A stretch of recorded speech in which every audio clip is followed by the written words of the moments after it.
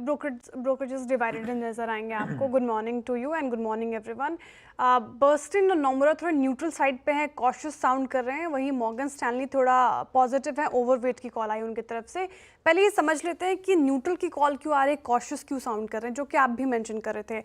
सभी फर्म्स ने माना है कि नेट इंटरेस्ट मार्जिन जिस तरीके से उसमें तेज़ गिरावट आई है वो परेशानी का सबब बन रहा है। एसेट क्वालिटी के मोर्चे पर भी दबाव देखने को मिल रहा है, साथ ही क्रेडिट कॉस्ट जिस तरीके से बढ़ा है वो सिरदर्द है कंपनी के लिए। अब नोमुरा कह रहे हैं कि नेट इंटरेस्ट मार्जिन में तेज गिरावट, एसेट क्वालिटी पर दबाव, इससे उन्होंने फाइनेंशियल ईयर 26 और 28 के लिए अपनी अर्निंग एस्टिमेट जो है वो 3 से 7% तक घटा दी है।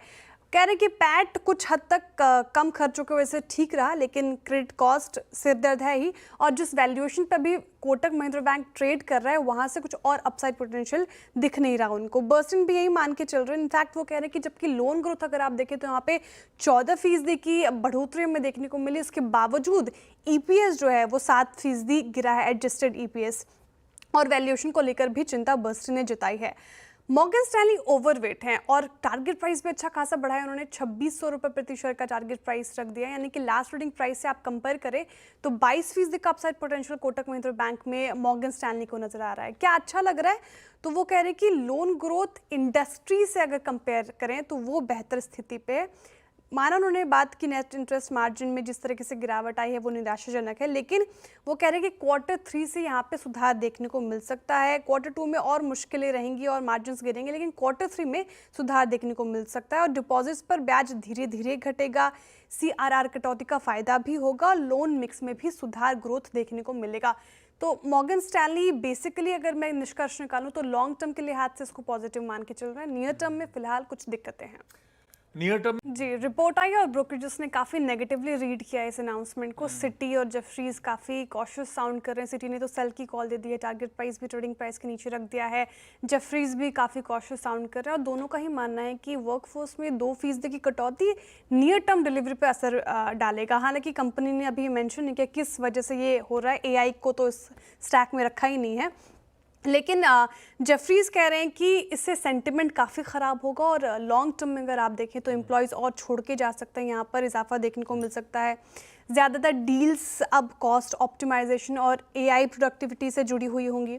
जेफरीज ने इसको ऐसे रीड किया है कि जो कंपनियां अपनी मार्केट शेयर गेन नहीं कर पाती वो ले ऑफ्स करती हैं, वो ले ऑफ्स का सहारा लेती हैं। जेफरीज की रीडिंग ये कहती है, और जेफरीज कह रही TCS जैसी कंपनियों में अभी दाव नहीं लगाना, उस पर बेट नहीं लगाना, सेलेक्टिव रहना है आपको IT स्पेस में। वो इन्फोसिस, HCL टेक, कोफोर्ज और एम्फेसिस को ज़्यादा पसंद कर रहे हैं। आपको IDFC फर्स्ट बैंक पर ब्रोकरेजेस डिवाइडेड नजर आएंगे, लेकिन थोड़े कमेंट्री अगर आप देखिए ब्रोकरेजेस के तो कॉशियस ही हैं सभी।